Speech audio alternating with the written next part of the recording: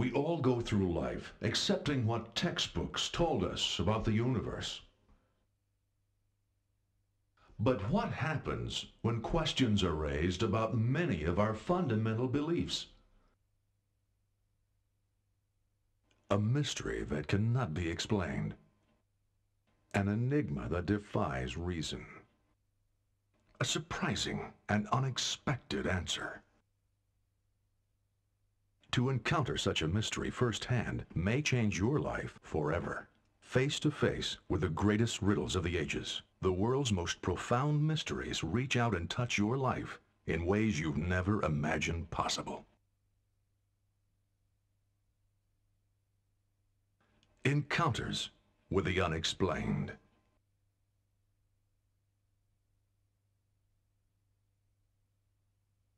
One of the most intriguing and one of the most enduring stories of unexplained encounters is the one universally referred to as the Roswell incident.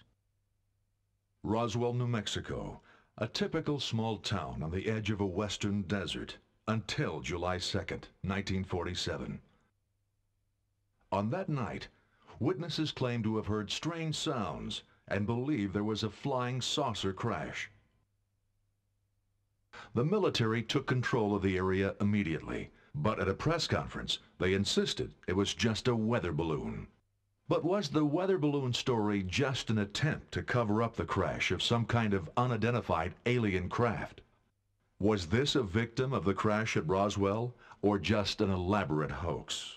What did a regular, down-to-earth cattle rancher encounter on his land that would catapult him into the world's spotlight? And why, to this day, have the events of that night remained unexplained? Did a flying saucer, some kind of unearthly spacecraft, crash near Roswell, New Mexico, early in 1947? For over 50 years, investigators have been unable to even come close to agreement on what really took place there. Has the U.S. government recovered it and kept it hidden all these years? And what of the occupants, if any? What happened to them? Does the American government really know what fell from the sky that night? And if they do, will they admit it? And why, after more than 50 years, do UFO researchers still insist it's crucial that we learn the truth? Roswell, as a mythic story, started in the mid-1970s. It didn't actually happen in the 1940s. Roswell doesn't fit the standard flying disc reports because there was something on the ground. It had crashed, there was wreckage, and as we found out much later, there were bodies. The advocates and the opponents both have ignored almost all the relevant data which is obtained by talking to the right witnesses, looking up the records in the newspapers, following the story around the country. It was a major event in man's history. Kevin Randle has devoted years of his life in an attempt to discover the truth and has written several exhaustive studies on the events at Roswell. As an enduring mystery should, it all began on a dark and stormy night in the summer of 1947. The story that's been told is that Mac Brazel was alone at the ranch in early July 1947 during a thunderstorm, heard a clap of thunder that sounded much louder, different than the normal claps of thunder. Didn't think too much of it that night.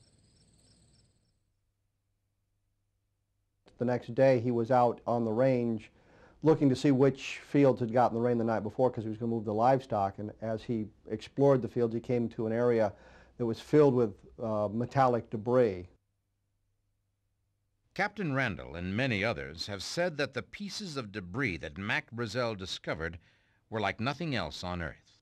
Mac Brazel then decided to bring the matter to the attention of the authorities. So he left the ranch and drove the few miles into the nearest town, Roswell, New Mexico. The sheriff of Roswell at the time was George Wilcox. His granddaughter, Barbara Duggar, recalls the story. In the 40s, there was a spacecraft, a flying saucer is what Big Mom called it, crashed outside of Roswell. My grandmother stated that my grandfather went out there to the site. And when he got out there, there was a big burned area when they first approached the area. And then they saw debris. He saw debris. I don't know if he was alone. She was not with him. He went by himself. I asked her, I said, you know, out of jokingness, did he see any little space beings? You know? And she said yes, there was 4 of them. The sheriff, according to reports, immediately got in touch with the nearby Army Air Base about the field of strange debris. And it was only a short time before officers were on the scene, eager to see what the sheriff was talking about. After all, a field full of debris is one thing, but actual beings from outer space were quite another. What happened next appears to have been either the biggest mistake or the biggest cover-up in the history of the Air Force.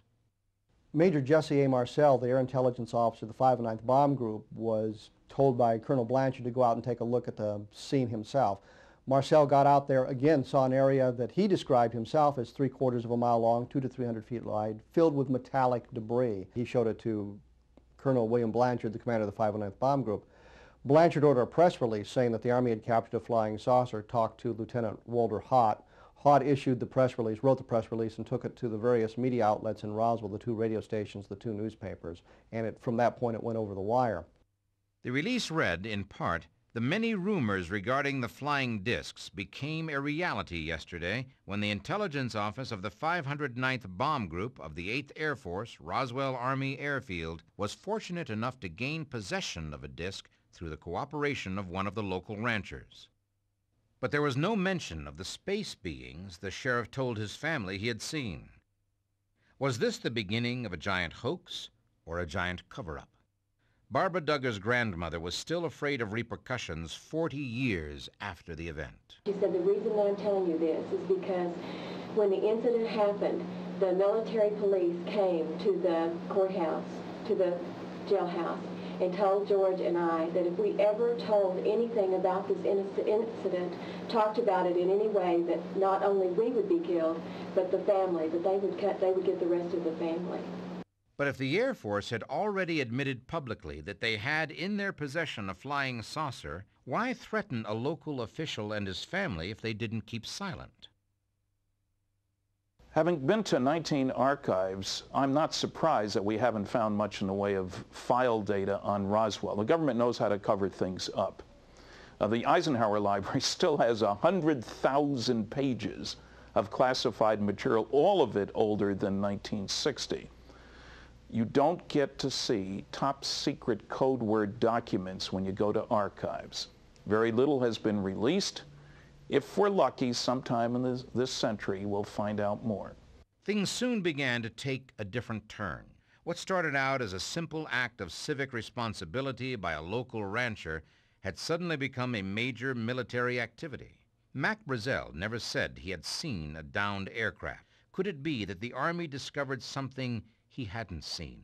And what of witnesses to the whole affair that are still living? What do they have to say today? As headquarters for the 509th Bomber Group, the only bomber group in the world capable of delivering atomic weapons, Roswell, New Mexico citizens were no strangers to terms like secrecy and classified. During the long days of World War II, they had become accustomed to the military's obsession with secrecy, but things were beginning to seem a bit extreme, even to these folks. According to Bill Brazel, Mac's son, his father was also sworn to secrecy. But secrecy about what?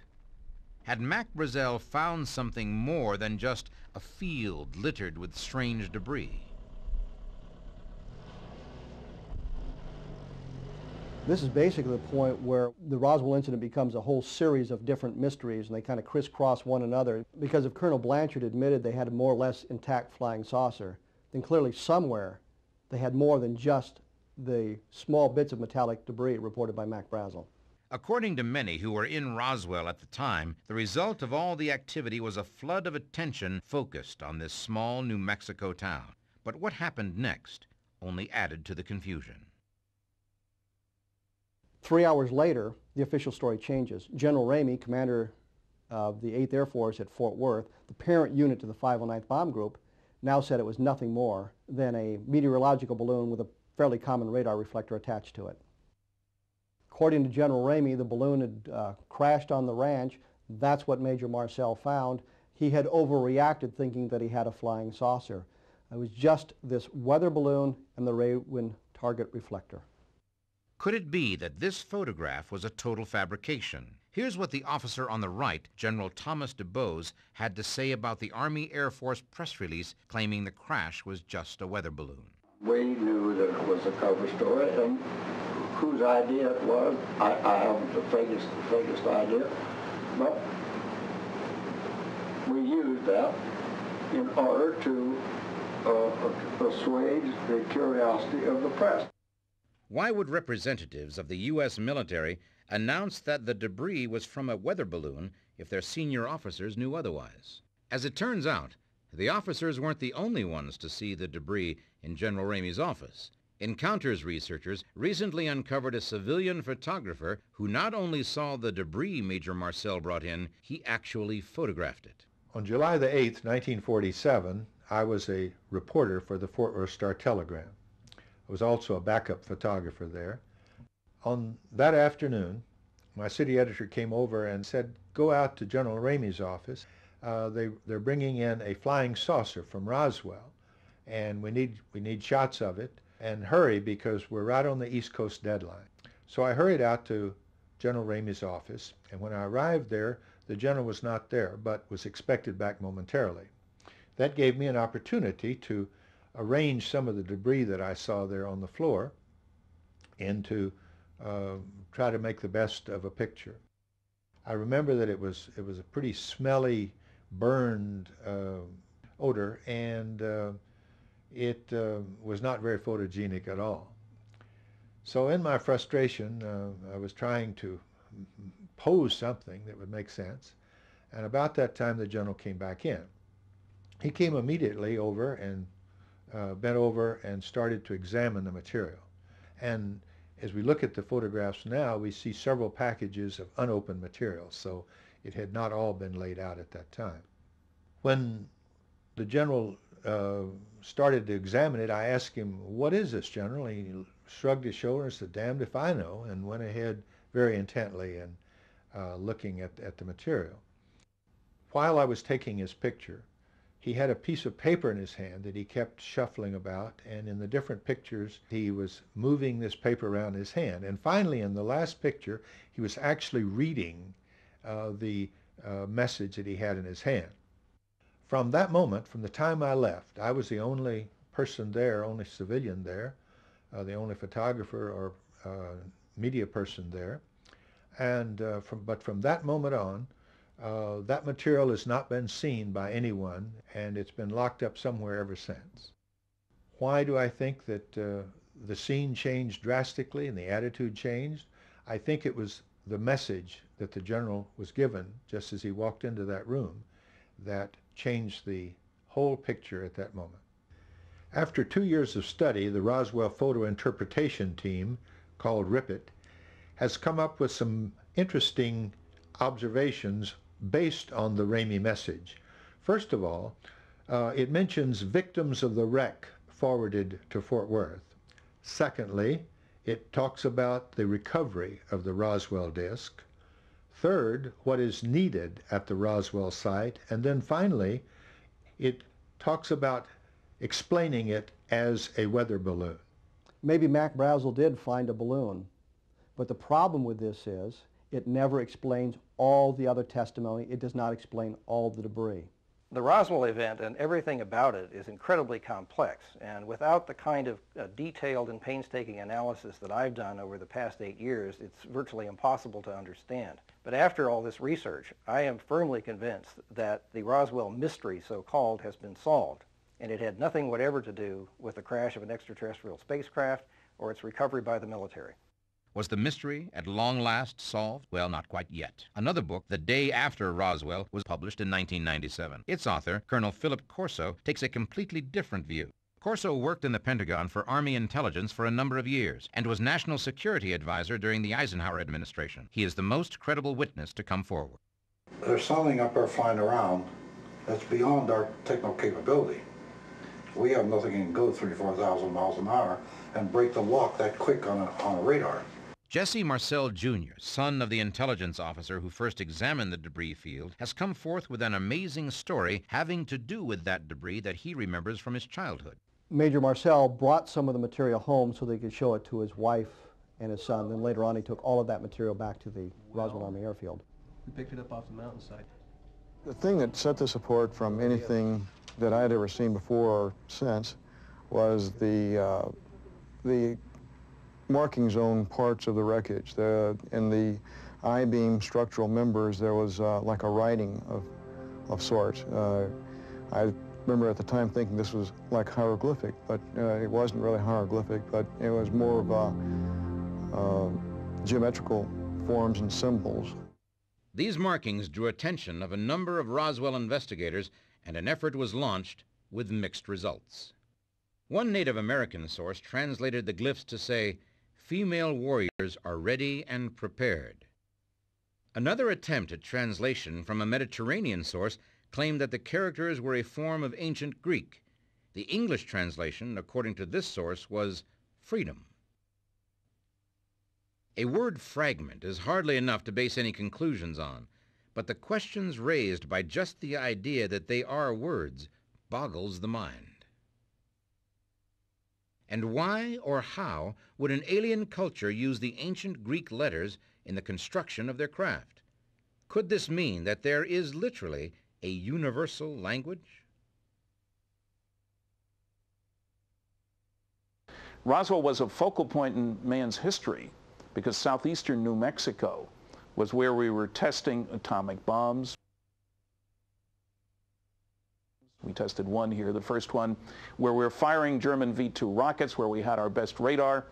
Any visiting alien would recognize that here was the technology that would take Earthlings into outer space. It was certainly worth looking at. They had an accident. Still, the weather balloon explanation was very nearly the end of what we know today as the Roswell incident, but there were about to be even more startling discoveries. One of the things that keeps the Roswell story alive even today is the story told by this man, Grady Barnett, a civil engineer living in Roswell at the time. Grady Barnett told his friend Vern Maltese what he saw that July afternoon.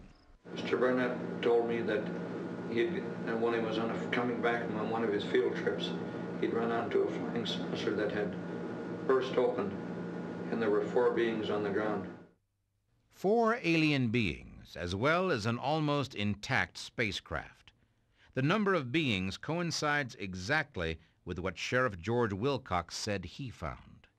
Civil engineer Grady Barnett claimed to have seen a crashed flying saucer and the dead occupants of that craft. Could this be the same craft the Army Air Force later claimed to have in its possession?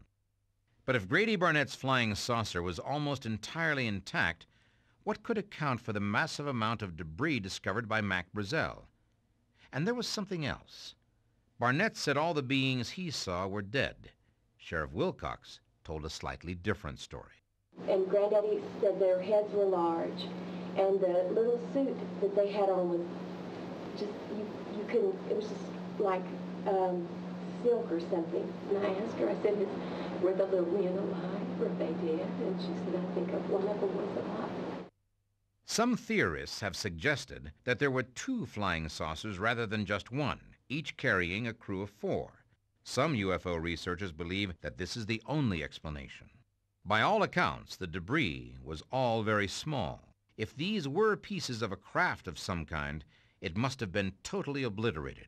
Based on first-hand accounts of other people who were involved, it's clear that the solution to the mystery was going to be found miles away from the Brazel Ranch, much closer to Roswell. Since the vessel was made of such super strong material, whatever destroyed it must have been a tremendous force. And what about the material found at the Mac Brazel Ranch? Some who claim to have handled the debris say it was clearly something they had never seen before. The material discovered at the debris field defied all attempts of the people to explain what it was. The foil could not be cut. The wood-like material couldn't be whittled. It couldn't be burned. So clearly we have material that is not like anything that was available in our society in 1947. Is it possible that the pieces of debris found on the ranch were really quite natural? For example, could they have come from a meteorite? Well, a meteor would enter the Earth's atmosphere at, of course, very high speed, and once it meets the resistance of the Earth's atmosphere, it begins to burn up and lose, of course, its size. And what's more, A meteor that landed with an audible impact would have left a gigantic impact crater, such as the one in Arizona. Whatever struck the ground in New Mexico left no crater. Did create a gouge in the terrain, but that's more suggestive of some kind of a controlled crash than something falling out of the sky. But something apparently did fall out of the sky that night. A meteor seems an unlikely explanation, and UFO investigators are unwilling to accept the weather balloon scenario. Are there other possibilities? Has the Air Force offered any other explanations? If a craft of some kind was recovered over 50 years ago, have we learned anything from the technology that it brought here? What Mac Brazel, Sheriff Wilcox, Jesse Marcel, and the entire U.S. Army Air Force encountered that night near Roswell, New Mexico, put this small town in an international spotlight. That was not something the government liked particularly, since Roswell Army Airfield was home to the world's only bomber group capable of delivering atomic weapons. That fact has led some to suggest the wreckage might have been from some super-secret spy plane. During the late 1940s, the former Soviet Union was very curious about American nuclear bomb experiments, which were conducted only 100 miles from Roswell. A spy plane trying to capture these secrets would logically fly to that part of the country. The Soviet Union had nothing of the kind in 1947. In fact, using Freedom of Information, we checked to see if any Soviet aircraft had penetrated the coastal defense zones in 1947. Absolutely no evidence of any Soviet attempts to fly any kind of aircraft inside the United States in that time frame. But UFO researchers have recently discovered that the Soviet Union did have an interest in Roswell. George Knapp took his investigative reporter skills to the former Soviet Union, where he discovered that the Russians had a very high level of interest in the events surrounding Roswell in 1947, and they came to some startling conclusions. We met a scientist while we were in Russia who worked under a guy named Sergei Korolev, who's the father of Russian rocketry. And Korolev had told this doctor about his meeting with Joseph Stalin in the late 1940s. Stalin had an intense interest in UFOs, and one of the things he wanted to know about was Roswell. At the time, the late 40s, Roswell, New Mexico, was a hotbed of Russian espionage activity because we had so many secret military programs there. So they heard about Roswell, and they were curious about it. And he had his scientists and his spies study it, and the conclusion they came up with was that Roswell was real, that something really did crash there, that it wasn't a weather balloon, and it wasn't anything of earthly origin. They didn't know exactly where it came from, but they knew it wasn't ours and it wasn't theirs, and this was something that was of monumental importance that needed to be studied. There's no question that scientists and others in the Soviet Union have been interested in gathering information about flying saucers. What we don't know is what is in the secret boxes, so to speak, just as we don't know what the U.S. government has.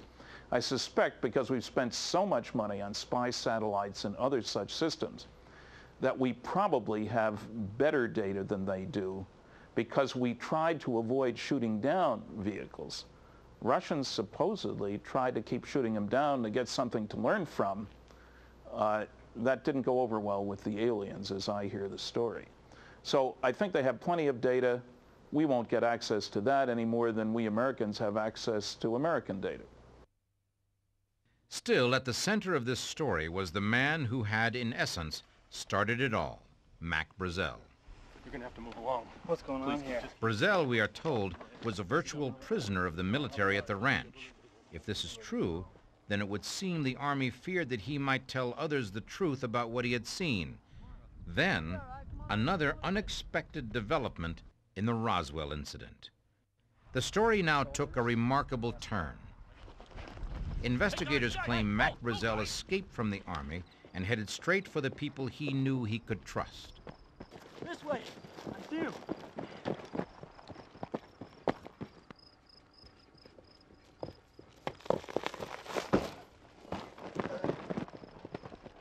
His friends at radio station KGFL in Roswell would later tell how they hid Brazel in one of their houses. We offered him a place to stay that night so he could get away from a lot of people with questions. The plan had been to broadcast an interview with Mac Brazel, but Judd Roberts tells us that he'd gotten a number of phone calls from Washington, D.C. that prevented them from broadcasting the interview. The suggestion was made to us that if we wanted to keep our our license. We would not use the interview on the air because that would give us about 24 hours to find something else to do beside the radio business. It was only a weather balloon. Could it really be true that the Army would use coercive tactics to ensure Mac Brazel's silence? If so, silence about what?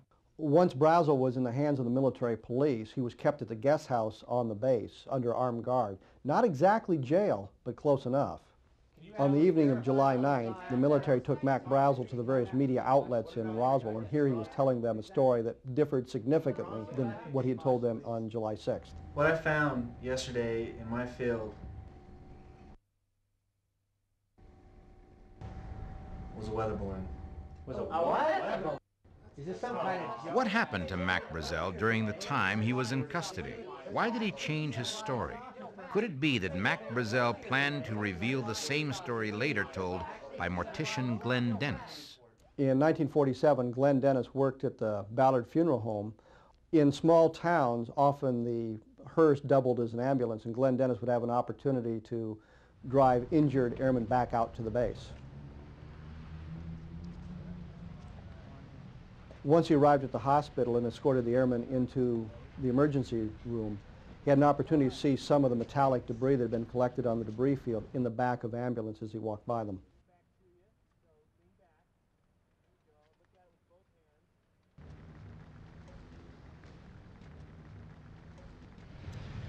Excuse me, sir, this is private property. I said, it looks like you've had a crash. I said, I see some debris and then the ambulance is there.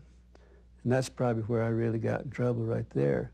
Hey, what have you got there, Mom? What do you mean? Look, I just want to know what you've got right there. You say one word to anybody, and you're dead. Glenn was told in very blunt language that if he ever talked about this, if he went into town and told his friends about it, he'd be killed. But Glenn Dennis's connection to the Roswell incident did not end there.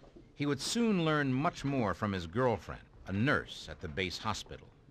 And this was a young second lieutenant, had a very deeply religious lady. She was born and raised in a very strict Catholic family. She was going into this examination room that was across the hall. She was going in to get some supplies, and when she walked in the door, there was two doctors there. She started out the door and said, "You stay here, we've got to have you." And what it was, they were examining, she told me, 3 bodies, foreign bodies. She said 2 of them were very mutilated. She said, "I've got to go back to the barracks." He said, "I am deathly ill and I've got to go back to the barracks." And then that was the last time I ever saw her. The next day, I called out. I wanted to see how she was doing and how she was feeling, and they said that she'd been transferred out. And they didn't know where, but she was no longer there at the air base. What do you mean she's not available? Miss, excuse me? What happened to the nurse that was pressed into duty on that fateful July day? More importantly, what did she see? Is there any evidence to suggest actual bodies were found? Did anyone else actually see what the doctors saw? If they did, would they ever come forward in spite of the threats? In July of 1997, people from all over the world beat a path to Roswell, New Mexico. The town's population virtually doubled overnight to help celebrate the 50th anniversary of what many believe to be the Roswell crash. Coincidentally, perhaps, July 1997 was also the time the United States Air Force chose to issue something called the Roswell Report, case closed. The Air Force may consider the case closed, but to many UFO investigators, the report simply added fuel to the controversial fire. The press was ready when the Roswell story broke. Wow, we have something. Air Force issued instructions to cover it up. General Ramey said it was just a radar reflector from a weather balloon. So in less than a day, the story fizzled entirely until I got involved 30 years later. When finally those stories came out, it was clear that the Air Force explanation did not address bodies, didn't say anything about them. So they came up with crash test dummies, which were indeed dropped in New Mexico. But 6 years later, and all the dummies were 6 feet tall and 175 pounds to simulate pilots. All the alien reports were of being shorter than 4.5 feet. They must think we're all dummies. But beyond the hearsay evidence, is there any proof that creatures of some kind were aboard the craft? This highly controversial piece of film was supposedly shot by a military cameraman in 1947 during an autopsy of one of the alien beings. Could this be the body of a being from another world? Hotly debated since the film was first released in 1995. There were opinions aplenty on both sides, but nothing to corroborate what the film seemed to portray until this man came forward, retired Air Force Colonel Philip Corso, adjunct to General Trudeau, and a former intelligence officer with every clearance the Pentagon gives. For many years, investigators have wondered at the seemingly sudden burst of technology that exploded on the American industrial scene in the mid-20th century. Lightweight night vision, integrated computer circuits, fiber optics, and the whole range of technology necessary to put a man on the moon. Could this technological jumpstart have had something to do with the Roswell crash? According to his book, The Day After Roswell, Colonel Corso himself was the man responsible for seeding alien technology into American industry. And it was a bunch of wires, which I didn't even know what they were, which were emitting colors. I didn't even know if they were wires. I had this chip, this integrated circuit, a laser instrument. They could do like some of the fine cuttings that they said in animal mutilations. And I had also fiber optics. I wasn't sure what the chip was. Integrated circuit in those days, a little beyond me. So I started talking to people and I figured, well, geez, this must be important. So that went, the write-up I made went to Bell Lab. Having worked in industry on advanced research and development programs for a lot of years under security, I think we may have learned a great deal from flying saucers, but I don't think that that explains the enormous upsurge of new technology. If you gave Christopher Columbus a nuclear submarine, he could not have built another one. If aliens are 1,000 or 10,000 or 100,000 years ahead of us, we're not going to be easily able to duplicate their technology. But Colonel Corso's credentials were impeccable, so much so that it wasn't until after his death that critics came forward to challenge his book. Yet, as astonishing as his revelations regarding technology were, it was his assertions about Roswell 50 years after the fact that put the crash, recovery of bodies, and the autopsy film in a whole new light.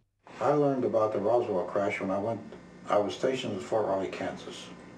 And I was the duty officer that night. And that meant I was in charge of the security of the whole area, including the inspection of the guards, every place where they were.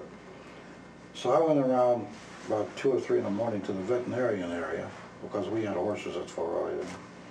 And one of the sergeants that I knew was a sergeant of the guard. I used to bowl with him. And I told him, Sergeant, how's everything going? They told me at headquarters that this area was very secure. He said, yes, come on, Colonel. He said, I want to show you something. So he took me back in the back room, and there was 5 crates. They looked like crates there.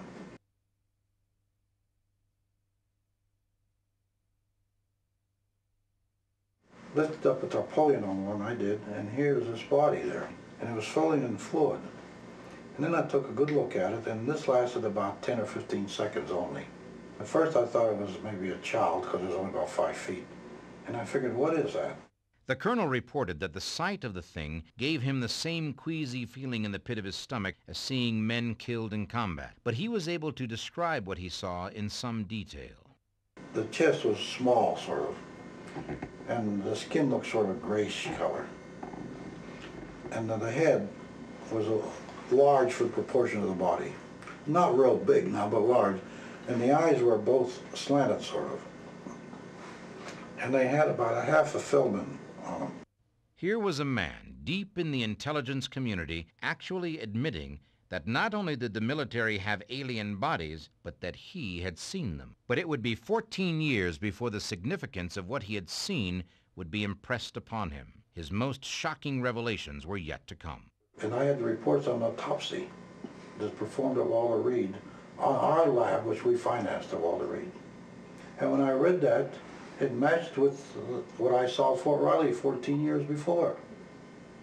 The whole autopsy was similar to what I had seen. If the colonel is to be believed, not only were these strange beings autopsied in Roswell, but at Walter Reed Army Hospital as well. But what about that highly controversial autopsy film? Could the colonel shed any light on its authenticity? Well, there was some truth to that, because they pulled out an eyelid, and no one knew about that eyelid. That eyelid was a light gatherer so they could see in the dark.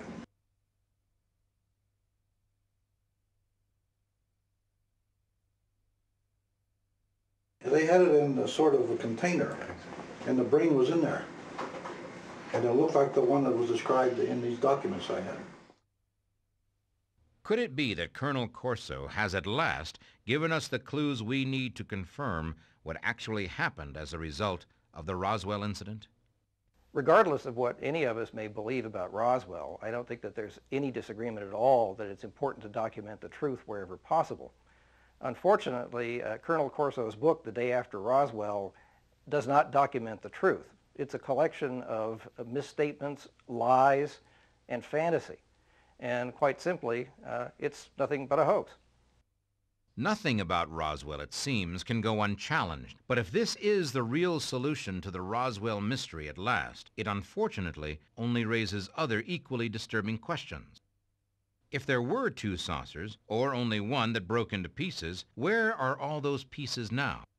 And if the alien pilots really were taken away from the crash site, what became of them? Sappho Henderson was married to an Army Air Force pilot flying out of Roswell at the time who shared his secret with her.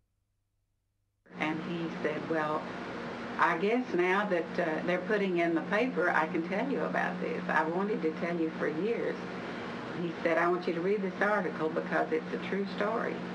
And I not only know that it's true, but I'm the pilot who flew the wreckage of the UFO to Dayton, Ohio. There was one man, Pappy Henderson, a pilot at the base, a noted pilot, who had told a colleague, a dentist, with whom he shared a great interest in materials, that he had a piece of the wreckage. He showed it to him, took it back, unfortunately. Some other people connected with Pappy saw that piece as well. If one person had a sample of wreckage, others did, and that's what we're looking for today. Was undeniable proof of extraterrestrial life carefully transported to Dayton, Ohio?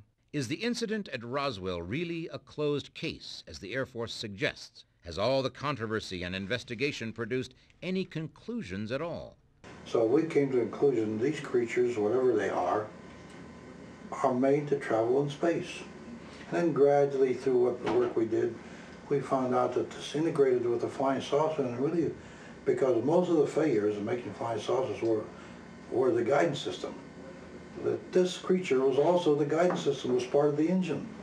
These are supposedly control panels from the alien craft. Are these indentations in the shape of the alien hands the means by which the beings connected to the craft and became part of the engine? We know enough about what happened to realize the government collected everything. They policed the area, they gathered the craft, they gathered the bodies. They picked up everything. Best evidence is that the spacecraft and the bodies were collected in Hangar 84 at the Roswell Army Airfield, and that they were then sent to other bases around the country. We know, based on, again, good testimony, that a preliminary autopsy was held at the base hospital. The nurse that Glenn Dennis knew said that she saw 3 bodies inside the base hospital. So we know 3 of them were at the hospital at one time. What we have are a large number of people, many of whom are unknown to one another, telling the same basic story from different points of view, from Mac Brazel on the debris field to the men such as Major Edwin Easley, who was on the impact site, telling a story that dovetails nicely. If it was a hoax, we would not have the corroborative testimony that has been offered by these people. Could it be that there is finally a chink in the armor of silence that has protected the weather balloon story all these years? 53 years later, and having the benefit of quite a bit of examination, I now believe that the material, the debris that I photographed, and the 6 photographs that I took contain pictures of the real stuff. The authentic debris that was brought from Roswell was not a weather balloon, but was the real debris. There's no question that there's a relationship between the UFO sightings leading up to the crash at Roswell and the crash at Roswell. In the 3 days preceding the crash at Roswell, there were 88 sightings of craft across 24 states, and on July 4th, 1947, the day of the Roswell crash, It's estimated that over 10 million Americans saw flying saucers on that day. The simplest explanation for the thousands of reports of flying saucers from all over the world is that the planet is being visited by intelligently controlled extraterrestrial spacecraft. Most sightings can be explained. It's the ones that can't that matter, and there are loads of those in every large-scale scientific study. We're told that hundreds of people were connected, either eyewitnesses indirectly or directly, to the Roswell event. Doesn't this make it true? No, it doesn't, actually. First of all, the numbers grow over the decades. More and more people are telling others that they were there when, in fact, if you look into it, they weren't there at all. But the fact is, it doesn't matter how many people say they were there. You have to have more than just eyewitness accounts. You have to have some sort of corroborative evidence, some physical evidence. And until we see that, I'm just going to remain a skeptic. The mystery of the incident at Roswell appears to be something that will remain unexplained. Still, the puzzle intrigues us and captivates the imagination in new and startling ways. Even as we speak, the International UFO Museum and Research Center in Roswell is offering up to $1 million for the first scientifically verified piece of debris from the 1947 crash of an alien spacecraft. For those who claim to be eyewitnesses to whatever happened at Roswell, the event of July 1947 can never be forgotten. But until someone collects the $1 million or more evidence comes to the surface, what really happened at Roswell will have to remain an encounter with the unexplained.